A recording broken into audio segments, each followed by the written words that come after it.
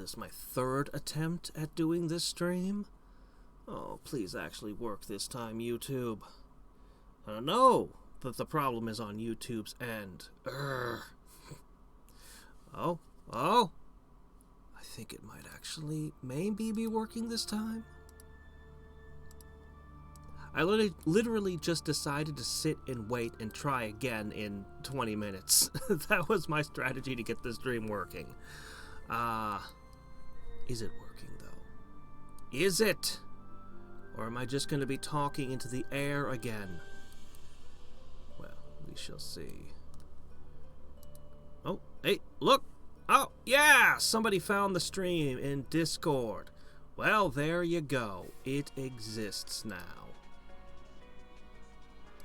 Okay, yes. I have much to say.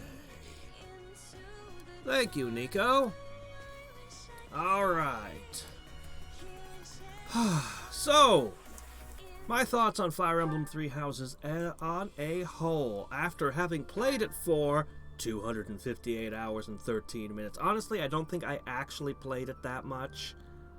I think I played it. I know I left it running a couple of times. I don't know. Maybe I actually have played it for 200 hours. It's hard to imagine I put that much time into this game, and that there's still a route I have not played. So I mean, I guess if you still rate games on how many hours of entertainment you got out of them, this one's pretty good for your money. Personally, I don't think I think the DLC was overpriced, but, so, I have not played the church route, and I have not attempted the game on maddening mode without New Game Plus yet. I'll be doing a poll later to see whether or not I should attempt that last route in maddening with no New Game Plus. I really think I figured out the game well enough that I could do that now. I have ideas of how it would work, but the first 10 levels seem like they would be such a hill to climb. The last route is not too special. I kind of feel like the last route is probably not going to answer any of my questions. I have many questions about the story that I did not get answers to, and I'm probably just going to look around the fan community and see if anybody knows what the hell that was about. Because, where to begin? Where to even begin with my questions? So, why exactly did the West Church rebel? They keep calling the Central Church heretics. I thought for sure that the Edelgard route was going to answer that question. I thought, Western Church, that's where the Empire is. It's in their lands. You're going to work with them. You're a schism of the religions. So, you'd work with them, right? No, there's no answer. You don't work with them. There's nothing there. And I'm like, why do they think we're heretics? What happened to the Southern Church? You only get brief mentions, whispers that there was a Southern sect of the church that became heretical or something. Honestly, I don't know. There's a bunch of little odd things in the game, like where your character passes out in that chapter where you go to Ramir Village later. Why did she pass out? We don't know. Does dark magic being used near the monastery, does she react to it? She never reacts to it again. Somebody literally banishes her into another dimension, or him, depending on your byleth, and he doesn't pass out, so I don't know. What was Gamer's Snark? Oh my gosh. Short answer. I'm going to give you the super short answer. That was my website. Originally, before I thought of using YouTube, because that's how long ago this was, like I was only vaguely aware that YouTube existed, I created a website and started making videos for it, reviewing video games. And you can still see, it's been bleached out from cleaning it, unfortunately, but you can still see that on the old lab coats. I have multiple lab coats, but anyway, Yeah, basically it's a defunct website that no longer exists. I had never intended to be Hadrix. I just kind of fell into that name, which is another story we're not doing right now. Yeah, okay, rabbit hole done. So I still have mysteries and questions about quite a few things. So for anybody who hasn't played the 3 routes that I have, spoiler warning, because I'm going to talk about some stuff. I really do feel that the strongest writing is in they call it the Blue Moon route. Hold on. It's a Blue Lions route. What do they call it? Azure Moon. This one has the strongest writing of any of the routes and the best voice acting, and Dimitri is just awesome, man. His story is incredible. Like, look at just a screenshot from this and the title, the reunion scene. Oh man, I'm gonna play those. They're good. How long ago is this website? I don't even know. I probably stopped maintaining it 7 years ago. If it's still on the web, which I doubt, if you dig it up, you'll find, probably through the Wayback Machine, you can find it. I have not maintained it in forever. Yeah. I don't know what else to say. A long time ago, the website contained things that were more than just the videos. I included a bunch of D&D stuff that I had written myself. I included, I was going to have a podcast called The Frumia's Jaws. I had this whole kind of Lewis Carroll theme with different stuff going on. But, YouTube. I ended up using YouTube to host the videos because they host videos, and it spared all the bandwidth. So, and people never found the website. People found the YouTube channel. So, anyway. All right. Who was right? We have 3 different leaders. We have a big old war going on. Who do I think was right? Honestly, I've always been very suspicious of Rhea. I mean, there's nothing she does that a queen or super pope or whatever, she sentences people to death. I mean, but I'm always a bit suspicious of her, and I'm disappointed that Edelgard could not give me a good reason for her rebellion. I don't think that the Church of Seiros is evil. Or at the very least, I don't think that they're that bad when compared with some of the other factions and things we see in their world. We see a lot of bandits, a lot of killing, and a lot of horrible torture and human experimentation going on. And none of it is the Church's doing, except your character. And I guess Sedith and Flayn. I'm not 100% sure what's up with them, but they've been around for hundreds of years. So whatever experimentation they do seems to be a net positive for the people who receive it.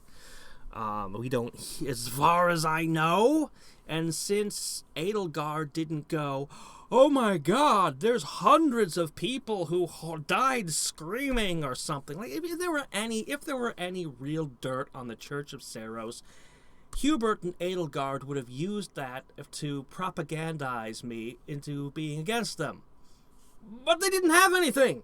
So, I feel like the very last chapter of Crimson Flower, where Rhea just goes crazy and burns her own city full of people, I was completely out of character. Honestly, I don't trust her. I want to be suspicious of her, but I don't think she'd do that. I really don't. It was weird. She just kind of did it. And literally, like even Catherine, her number one supporter, just goes, "What the fuck?" And it's like, yeah, no. All right, so that's my thoughts on the Church of Saros. I'd really love to know why they're heretics, but I don't. Yeah, I don't know what to say about that. Beyond that. So that leaves us with 3 faction leaders. I think that Claude would be the best ruler, the best king. Honestly, looking at him from all 3 routes, he never does anything bad, which you can't say about anybody else. He is willing to give up power if he thinks it's for the best. He has ideals. I think he's a little too idealistic. I don't think things would necessarily... Well, anyway, I think he's a little bit idealistic. I don't agree with him on everything, but he cares about his people, and he even plans for his own death to make sure that things continue going well for his people, even if he should die. If he has to give up power, he'll surrender it willingly. Honestly, he seems like the best. I think Claude's the best king. Or whatever exactly he is in the Alliance.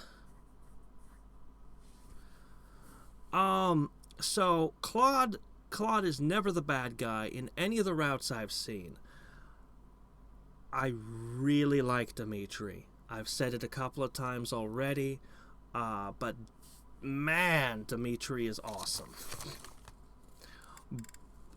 His storyline, everything the whole thing, it's very well written.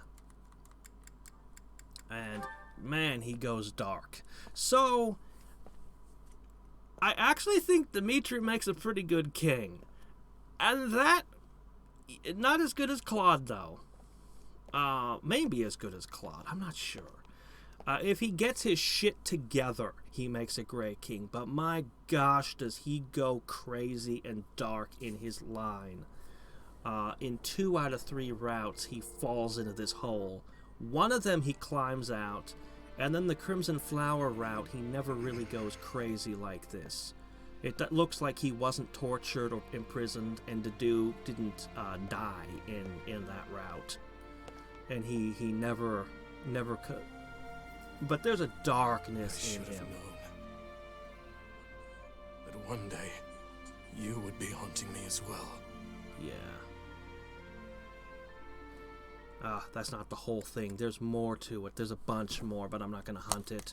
The thing is, why does he go crazy? Why does he fall into this pit? And actually, it's because he really cares about people. Even Edelgard herself says it. If you had been born in a time of peace, you'd have been a great king. I absolutely agree with that. What tears him apart is people dying. And he never, even in his darkest, he never stops talking about justice and he really hates that innocent people are being hurt and killed in the war, like the common people. He doesn't have any revolutionary ideas at all. He hates corruption. He believes in justice. He believes in, I think he would just do his best to make lives better for people and use the system as it is. He wouldn't change anything. No upheaval. Claude, he wants people to prosper. He, like I said, I think he's idealistic in some ways. So I'd say Dimitri would probably be a great king as long as he's not completely crazy. So that leaves us with Edelgard.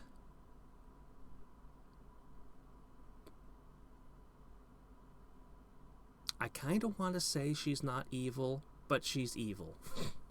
Okay, I know this is the character that's going to be the hardest, and I'm probably going to get a bunch of shit for this if a bunch of fans, of Edelgard fans, find this, but whatever. She's a zealot. there's two... Okay, well, let's talk about surface level, and then we're going to go one step deeper. Surface level. She doesn't care about people. She doesn't care about people's lives.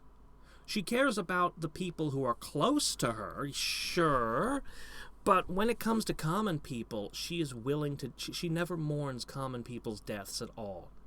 She's just like, a couple of times she'll be like, oh, this path I'm treading, so much blood.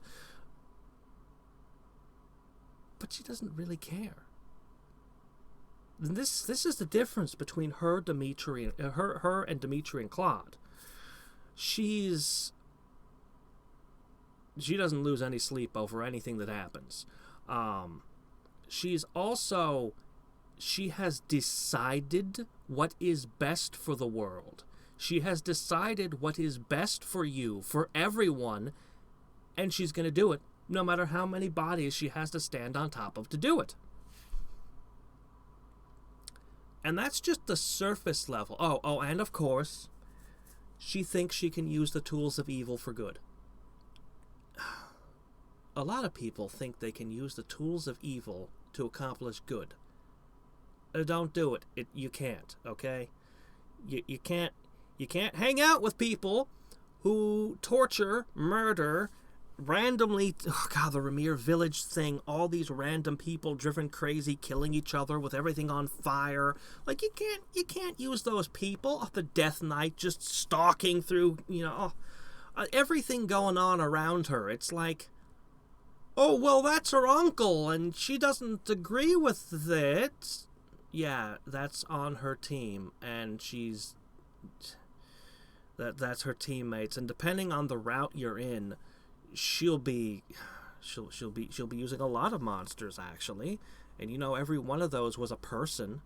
The only time she's not using that stuff is when the professor is directly siding with her, but even in that route. So that's the surface level. That's pretty bad. When we actually get a little bit deeper into her and her motivations, it's actually worse.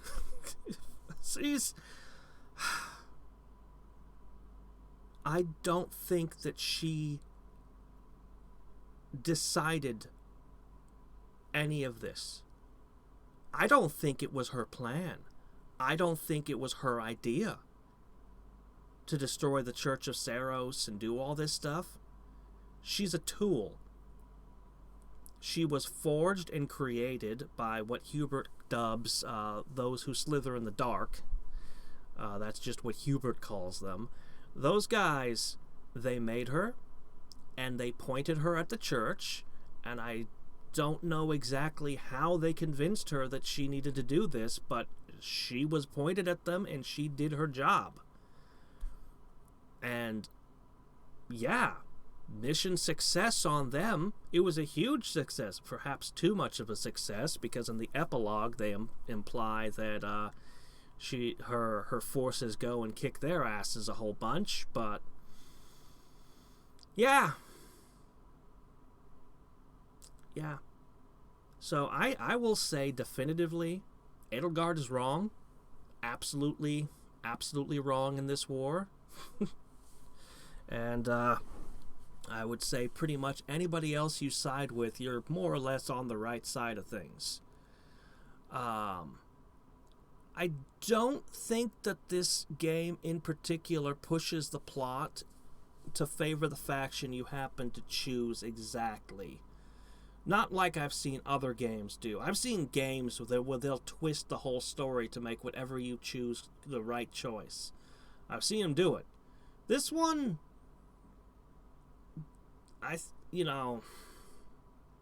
Claude is a very consistent character.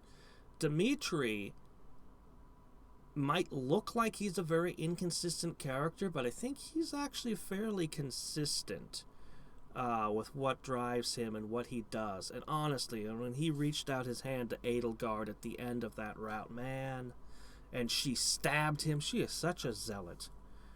That moment, really,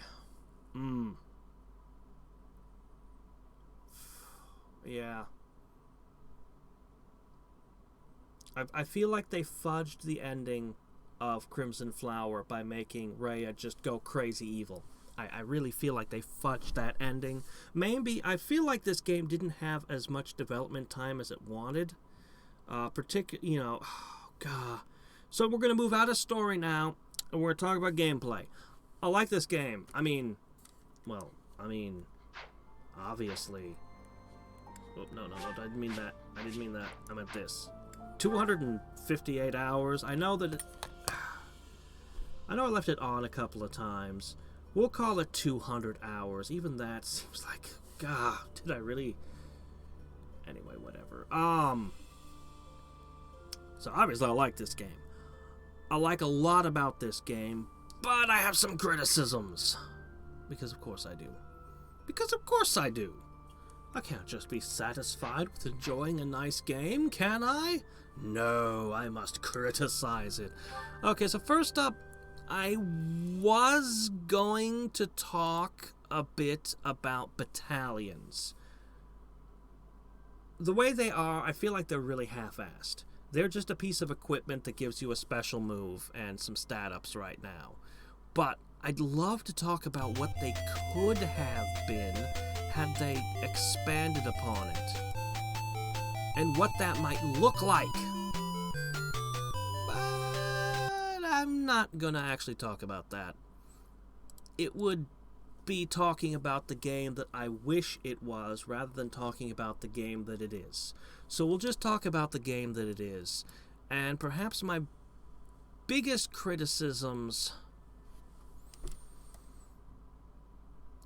I like their class system. I do like their class system. But it could be more. I want you to just take just glance your eyes at the class abilities. Okay, first set of classes, nothing. Okay, alright. Next set of abilities. Okay, well, basically, I'm just gonna break it down like this. There are basically 4 classes in this game. You might be saying, well, look at all these different classes. Are they different? Are they really different? Tell me, what's the difference between a Holy Knight and a Dark Knight? There isn't one. They're identical. One of them has White Tome Fair, and the other one, I didn't even see it listed here. Oh, there it is. And the other one has Dark Tome Fair. Oh, and Black Tome Fair. Okay, fine, there you go. That's the difference. What is that? And it's like this everywhere with this game. There's basically 4 classes. There's Archer. You get, Archer, you get range increase for your bows. So, fair enough, there's an Archer. There's Canto. Yeah, this ability. It's a class. It's every freaking mounted class. But, okay, mounted. Flying is just another variant of mounted. It's a really good variant, but still a variant. And can cast spells. And literally, it's can cast spells. I don't know what the hell's wrong with them. What's the difference between a mage and a priest? There is none! Okay, fine. The priest gets white magic heal +5. And then there's, what was the last class? Oh, yeah. Fair. +5 damage with some type of weapon. Those are the classes. There's a very few exceptions, okay? The Thief has Steel and Lock Touch. Steel almost never comes up and really never comes up. And Lock Touch was a huge deal in the other Fire Emblem game I played. In this game, it means nothing because you have infinite keys. Yeah, terrain resistance. Woo. Anyway, I find the classes to be very lackluster. Which is a shame. There's still some cool stuff in here. But for the most part, the system behind it is great. But the classes themselves... So let's talk a little bit about the other Fire Emblem I played, and I just want to look at the classes for a second and just look at some of this stuff. Okay, Draconic Hex. This thing, it's like you hit somebody, they get -4 to all stats, and it grows back slowly at 1 point a turn. We've got, what's another great ability? Wary Fighter. You can't be doubled and you cannot double. On a slow class. Pretty cool. So that makes that class distinct in its own way. You can definitely, makes them very good defensively. Savage Blow from the Malignite. I used this a bunch. This does 20% damage to everything within 2 tiles of the enemy you hit. Like, these abilities made these classes really distinct. These abilities are actually, not all of them, like, resist +2 is kind of a garbage ability, but in many cases, these classes are way more distinct and interesting, and I wish Three Houses had brought more of these abilities into play. Aptitude. Aptitude was so good in this game, and Cyril was such a disappointment. You could get Aptitude on any character to boost their level ups by 20%. 20% growth to all stats. It was glorious. And Cyril, the only person who can get Aptitude in Three Houses, was given super low growth rates, which was a total cheat.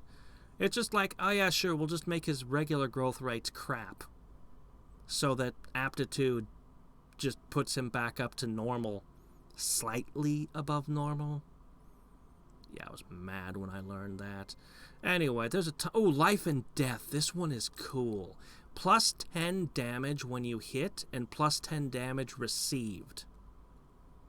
Yeah, +10 damage going both ways. Replicate! Make copies of yourself that run around and have all of your abilities and stuff. Like, this stuff, you could really do a lot with this stuff. I loved Replicate. So, I can't talk about all these. I'm not going to try. Man, I wish Three Houses had classes like Fire Emblem Conquest had. Man, do I wish that. It would be such an improved game. It would be the best. It would just be the best at that point.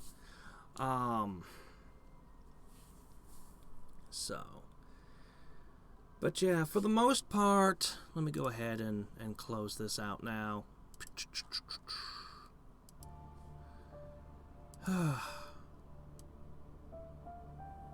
Oh, I never even saw the class for a ballista. I didn't realize there was a ballista class. Huh. Interesting. Anyway, stuff in Fire Emblem Fates I never saw because I didn't play all the routes. Alright, Alright, last thing I have to comment upon. The biggest problem with the game, and why I seriously believe that their development was cut short. I really do think that they weren't given their full development time for this one. The maps. My gosh. I enjoyed the game so much my first time playing it, but by the time I was on my 3rd playthrough, and it was the same maps, the same exact missions. Oh no! Lord Lonato has turned on the church. Let's go in. Oh, it's a fog. All the enemies are in the same places, aren't they? Yep. And there's Lonato sitting in the corner as usual. If you play Fire Emblem Conquest, and then you play one of the other routes, it will be a different game with different missions.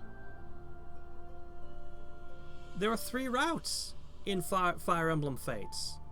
Now, I'll admit they charge you money for each path, which this game did not. That's a fair point, but still. It's the real agony is the bonus battles. You would do as many as 9 extra battles in a month sometimes. You could be given the same map 3 times in a row. Yep, I'm in the forest. Okay, I beat it. Yep, it's the same forest. I beat it. Yep, it's the same damn forest for a third time.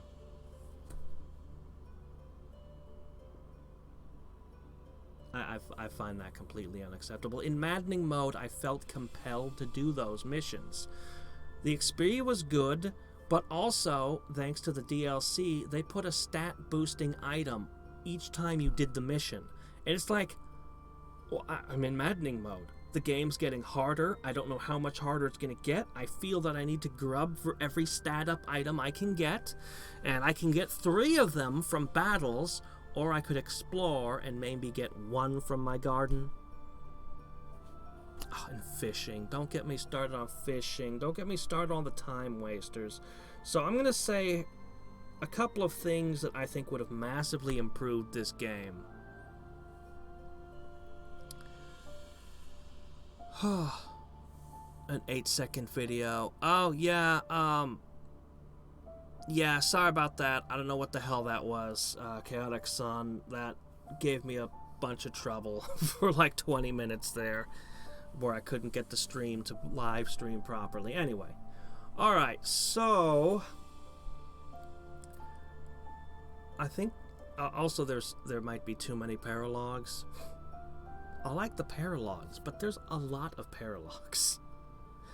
Okay, so I think that they should have... I think, as a player, if I have the ability to recruit all the other people, I'm going to recruit everyone I can. They even come with items, stat-boosting items or bullion, or sometimes seals. So I'm going to, as a player, I'm going to recruit everybody I can get my hands on. It also makes later missions easier because they're not in play, just some general that has similar stats, but I assume lesser. But when I look at the game as a designer, I think that being able to recruit everybody in every house, excluding the, people like Dedu and Hubert and Claude, of course, was a mistake.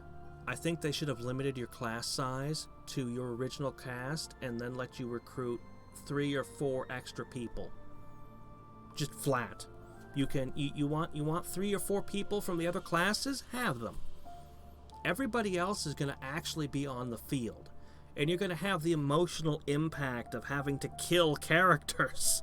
And you only have the few that you picked up, because I feel like that's really part of this.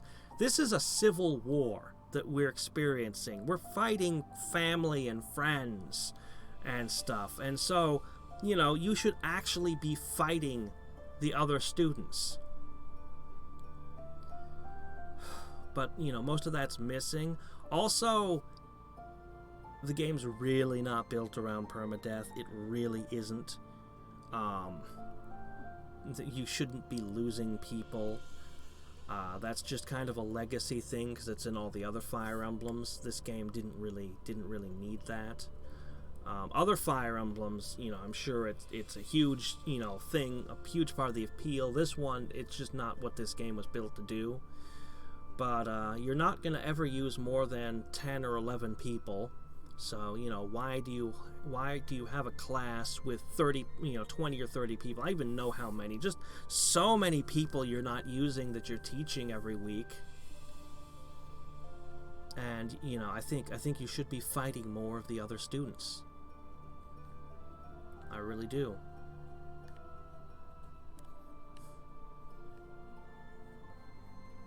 I'm curious. I know a little bit that there are mods for this game, ROM hacks, randomizers and things, and I'm kind of tempted to try one of them because it just seems really cool. The idea that you could have Sothis in your party, or just have everybody have random abilities and stuff, or random class, or the classes' abilities are randomized. Sounds like it would be a blast, but I'll leave that alone for now. Anyway, anybody have any questions? I think I've given most of my thoughts on this game. It's a pretty fun game. I like tactics games. I like strategy games. Oh yeah, I think the healing is a little too generous. when I played Fire Emblem Conquest, healing was limited. I mean, you had a staff. There were very few people who could use staves. You would get these staves, and they'd have so many uses before they'd break. There was no blacksmith to repair them. It was just, I have this staff. It has 20 uses of this healing ability. Once they're gone, it's gone forever. So every time you want to use physic, you ask yourself, do I need to use physic? Or should I not use it and keep the staff charged up? In this game, because of the way they did white magic, you're just like, I should just use physic as much as I can because, you know, I'll get XP each time I use it, so I'll just keep throwing the healing around. I think that made healing a little bit too plentiful.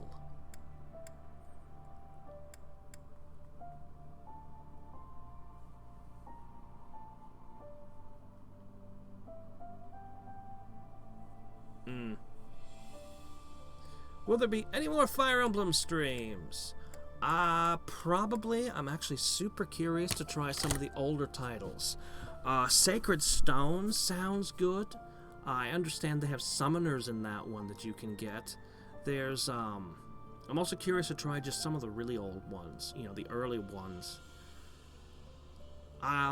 There'll be a poll that I'll put out, probably 20 minutes after this, where I'll be picking the next game that I play. Or you guys will be voting on which game I'll play next. And one of the choices is to do that last route, to start a new game on Maddening that's not a New Game Plus. So that would be one of the choices. I don't know how I could complete those early missions. Once I get to level 10, though, I have a pretty good idea. I scratched out on an index card who I'd be using and how I'd be building it. A lot of archers. I'd actually be using those dark seals. I concluded that male Byleth would be the best main character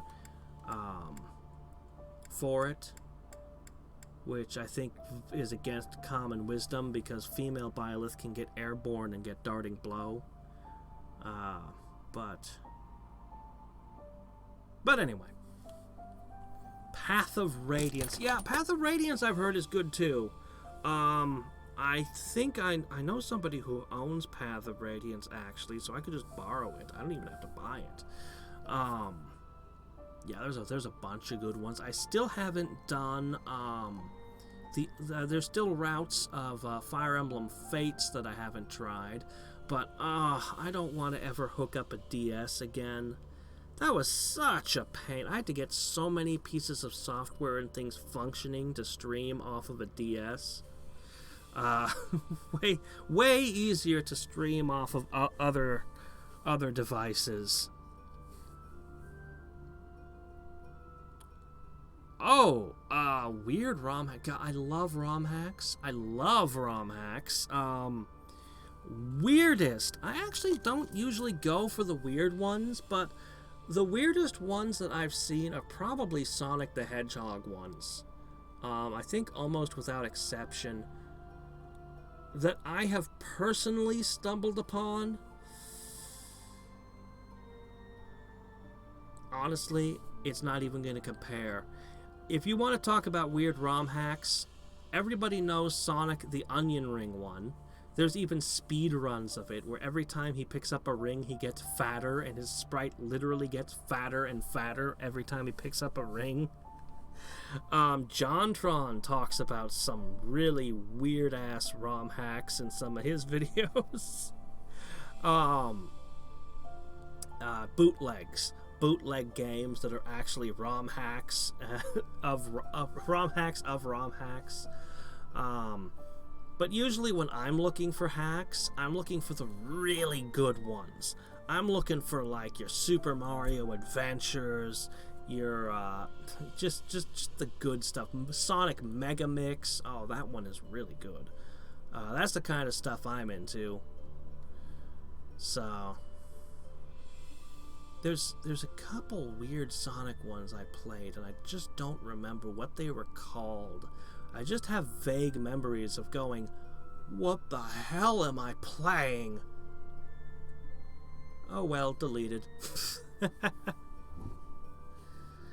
Yeah, Sonic has honestly, if Sonic's fan base wasn't so weird, Sega wouldn't still exist. Sega manages to have a very forgiving, very enthusiastic fan base for their mascot character. And yeah, extra thick hedgehog. It's funny, you know, I wish they just made more games like Sonic Colors. Sonic Colors is really good. Like, if you haven't played it, it is surprisingly good. And then they go straight from having made Sonic Colors to, like, that weird-ass one with the really big knuckles, and you're like, what the hell? Or the weird-ass one where they're trying to make something kind of like, I think they were trying to cash in on Mario Galaxy, but it did not work. It just did not work. I saw videos of it and just went, no, I'm not playing that. That doesn't even, no. Nope. Do not want. It's like, why don't you just make Sonic Colors 2? Like, it's fun. There's nothing else in the market like it. It's fun. People like it. Do that. No, we want to do something stupid. Let's make Sonic Forces, everyone. Why? Nobody asked for Sonic Forces. What is this? Oh, really? You haven't played it yet? Oh, it's good. I recommend it. It's good. Your first game was a Sonic game, but it was not good. Which one? Saying it had many glitches doesn't narrow it down any. You have to specify which one of the bad ones you played. Of course, everybody agrees that Sonic 1, 2, 3, and Knuckles were all pretty good. Varying degrees of good to great. Sonic Mania. Sonic Mania. Top tier. Top tier. Good job, Quizway. Oh, you poor dear. My condolences. You found the worst one. You found the infamously bad one. Actually, believe it or not, fans are trying to remake that game using other engines. They're trying to make that game good. But, yeah, you know, maybe the fans can do it, but I don't see it, man. I just don't see it. Adventure 2 Battle? Yeah, I've had people telling me for decades that Adventure 2 Battle is the greatest game. Maybe it is. I have no idea. I haven't tried it yet. Oh, the Chow Garden. I've heard so much about the Chow Garden over the years. Anyway, I'm gonna stop here. We've left the realm of Fire Emblem questions, so I'm going to put out a little poll as to what I'll play next. And it's basically going to be either that last path in Maddening, or it's going to be Mario 64, or it's going to be Gothic 2. Those are the choices. I'll put it up in shortly. And until next time and every time, this is Hadrix signing off, leaving you with... Just because I love this one so much, where is it? Loathing. We'll end off with this. Bye.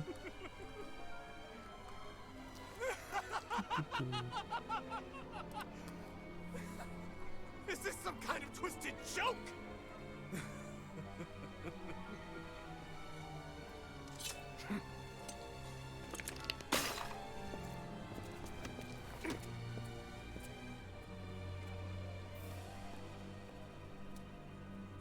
been looking for you. I will take that head from your shoulders and hang it from the gates of Endor!